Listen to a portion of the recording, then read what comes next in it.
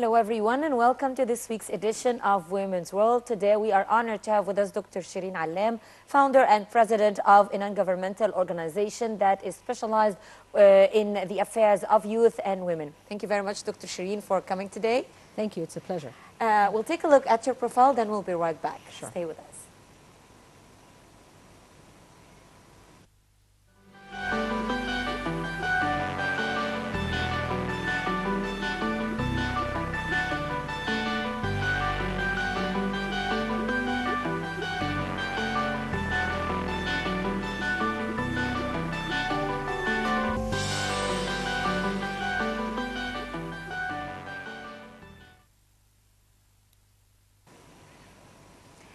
Welcome back, ladies and gentlemen. And I would start with you, Dr. Shireen, about the importance of volunteer work and what actually made you dedicate yourself to it.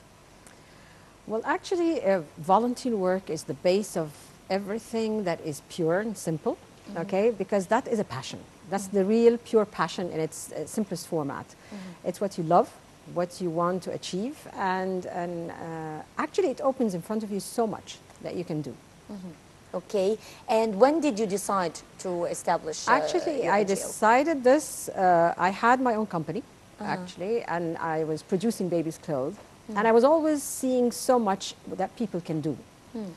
And I was helping everybody to find out more about themselves, how they can do it, The capabilities. capabilities and everything, and people kept telling me that this is not the work for a business, it's a work for development. Yes. So I told them it doesn't make a difference, but actually, bottom line, they said, just create an NGO and do this in it full time. And that's when I started doing that, just to make people believe that, okay, it's going to happen anyway, whether in my business or through an NGO. Okay. Yeah. And your NGO is about helping women, youth, and basically economic empowerment. Exactly. Tell me more about that. Okay. The basic idea about my NGO is, I believe the core of development is economic empowerment. Yes. Because if you have the ability to make your own decisions financially, then you will be able to do a lot, and you'll have a lot of control about your life, your decisions, your next steps. So basically we work in the areas of entrepreneurship and employability and handicrafts development. And this is where women, Egyptian women excel, because they have this natural talent, but they don't know how to direct this talent in a way that would be profitable for them. Exactly, and a lot of women have their own small businesses. It doesn't have to be in the terminology of a business as such, but actually they all have something that they're doing on a daily basis, and usually it sustains their families economically. Yes. And if you really help them, this can really be affecting also the lives of other people, other families, other members of other families. So it is very important to really help them see how they can grow beyond a certain limit, where they are always working to help their own families, and how they can collaborate with others and grow into a bigger entities and achieve more. Is this what we call the macroeconomy? Macro is a bit far Yeah. than this, but I think it's on the way to it. Which is a very important step, because without this missing, you won't have a lot of people that can really grow into the bigger economy and really support the economy of the country as a whole. Okay. Yeah. In what way can such NGOs help those women be part of the economy? Actually, it can show them the way of how they can grow, how they can sustain, because many just look beyond, they don't look beyond the day-to-day sustenance. Yes. But what you help them to see is widen their perspective, for them to see where they can really utilize what they're doing and take it into a level of a tomorrow and a day after tomorrow and a future of next year. So the vision sort of starts to move farther and farther, and this makes the ability for anybody to plan, to have a business, and to work in bigger circles. Because they are working on the basis that they want to survive. Exactly. They want to make the income of today. Yes. But if you help them make this sustainability, as you're saying, this would require strategy and helping, I believe. Exactly. And training. I think training is also important. And of course, it's very important for them, even mentally, to understand that this is possible. Okay? And what they really need to have as tools, that it's not much beyond what they know, but they have to develop it into a better format and to understand things in a multiple effect instead of just one step that results like 1 + 1 makes 2. Yes. So this is where we play the role, is how to make them see it, how they link to others, and how they can start to speak a language where others can learn and understand them. Okay? How do you help them market their products? Actually, we help by, there are some people that can market, to tell you the truth. So we help them to build those skills and learn how to stand on their own 2 feet and start to take them either online, take them to stores, form their pricing policies, brand properly. But there are others that don't have a clue about marketing. They just want to be producing whatever they're producing and want somebody else to be marketing for them. That's where we play both roles. We help the ones that are ready to be able to learn the skills and stand on their own 2 feet. And the ones that really need help, we start to represent them in the markets and to open markets and get them into the habit of knowing by practice how to really do it. Okay. But I believe, again, this requires some sort of training when it comes to not only what they're doing and enhancing their skills, but also putting a strategy, having a vision, marketing, as we mentioned, even negotiating skills. Definitely, definitely. And that's part of what we do and teach. Okay, we do both.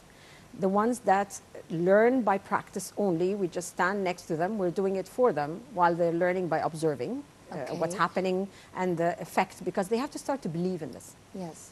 The idea is sometimes when people tell you that you can learn this and do it, and you don't really, it's not tangible, you don't go through the effort of learning. So some people, you just have to show them that it's possible, the effects are there, and if you learn it, you're going to really gain more and more every day.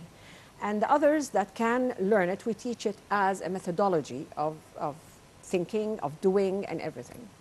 I believe they also have to learn about surviving the market and the ups and downs of the market and the lack of resources sometimes, the lack of funding sometimes. How do you do that?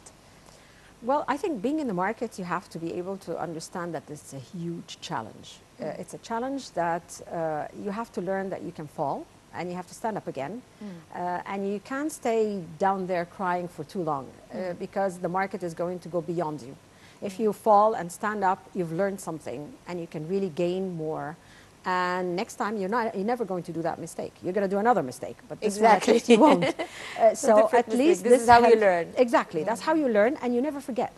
Because if somebody keeps helping you not to fall, you will never learn anything. And the first small thing is going to make you fall.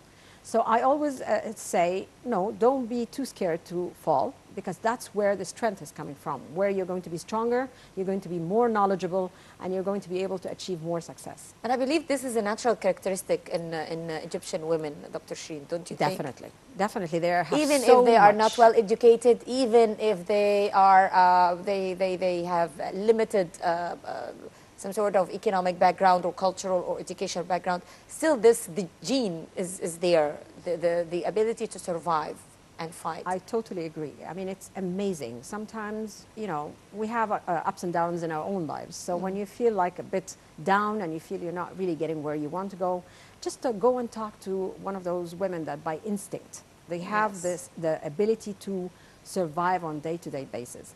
It's amazing. It gives you so much strength. They have it in them that tomorrow is always going to be better. And actually, they make it better. Yes. Even in small doses, but they do make it better. And that's the beauty of it. That's why I believe that working with Egyptian women, it's much easier because they're already so motivated in making it work. Okay. You just need to show them that the motivation can take them beyond the next step to 100 steps ahead, which is a beauty, because once they see it, my beyond God, what they believe that they can do. they fly. They fly, and that's the beauty of it. What about the challenges, Dr. Shireen? What are the challenges that face you and face those women as well? I think the biggest challenge is, or challenges actually, are sometimes how the culture stops this ability to see and grow and reshape and try again. Because in our culture, we have a belief that if you don't make it the first time, you failed. But in a business sense, there is nothing about failing. It's actually you have not succeeded this time, but you can take another route and you succeed. So, I mean, the culture of how you accept failure has to change. Again, the markets are not oriented towards dealing with the small manufacturers and businesses and even individuals.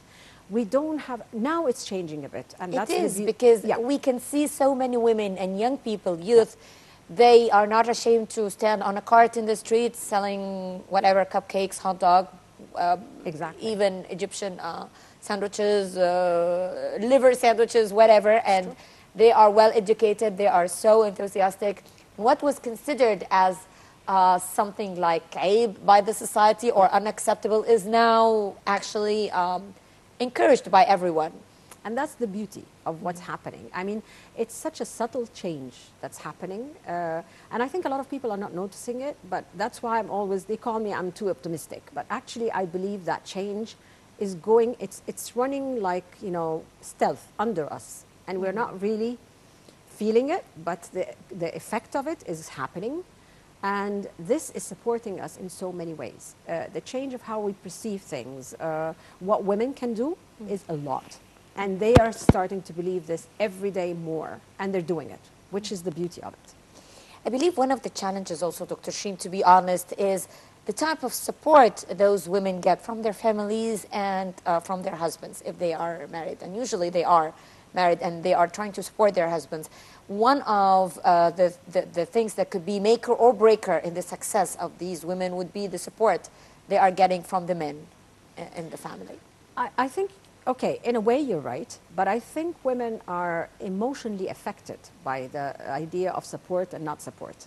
So if they can beat the feeling of being emotionally beaten and know how to balance, because women are very good balancers. They know how to balance. If I'm too busy this week, next week, I know how to give for my family and I can balance it out and nobody can really blame me for not taking care of things. So I think if she doesn't get beaten by the emotional challenges that is put on her, that you're not taking care of your home, you're too much of a business person, you're thinking too much of this and that, she can balance it out and she will be able to pass it. So I think that's part of what women should start to think of getting stronger about. And they have to learn another thing, because women usually find it the hardest to say no. And that's another challenge. They have to learn to say no to the things that really can stop them. Exactly. Well, I believe this is the best advice with which we can wrap up this edition of Women's World. I'd like to thank my dear guest, Dr. Shireen Allem, President and Founder of a non-governmental organization. Thank you very much, Dr. Shireen, for coming. Thank you for having me. And thank you, ladies and gentlemen, for being with us in this edition of Women's World. I'm Hannah Al-Hamalawi signing off.